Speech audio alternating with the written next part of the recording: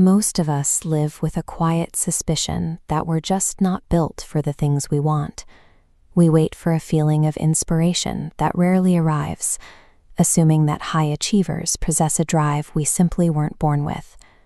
When we fall short, we point to the most convenient barriers. There isn't enough time in the day. There isn't enough money in the bank.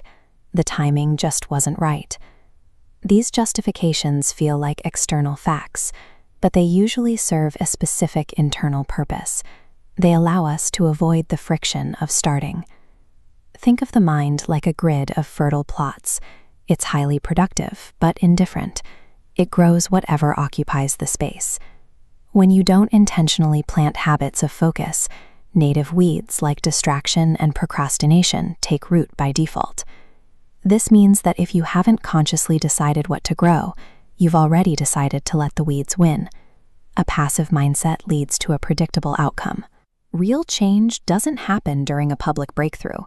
It starts here, isolated, repetitive, and entirely invisible to anyone else. It's 4 a.m., the room is cold, and your body is providing 1,000 reasons to stay in bed. Every biological impulse is geared toward conserving energy and staying warm. Breaking that cycle requires you to act against those signals. You acknowledge the fatigue, but you move the muscles anyway, prioritizing a long-term objective over a physical craving for comfort. You make that choice because you understand that the work done when you're most tired is often the work that sticks. You're building a history of discipline that your future self will eventually rely on. Competitive advantages are built in these moments. While everyone else follows their biology toward more sleep, you are putting in the hours that separate the professional from the amateur. The process is rarely a smooth climb. More often, it looks like this: a sudden, public collapse when you've pushed yourself beyond your current limit. When you operate at the edge of your capacity, failure is a high-probability event. It's an indicator that you've finally found the boundary of your current ability. The most important data point is what happens next. The choice to stand back up on a muddy track isn't about being tough. It's a decision to continue the feedback loop instead of ending it. This translates directly to the modern workplace. Projects fail, markets shift, and friction is constant. Those who stay in the game are simply the ones who have normalized the experience of getting back up. High-level performance requires a high tolerance for discomfort.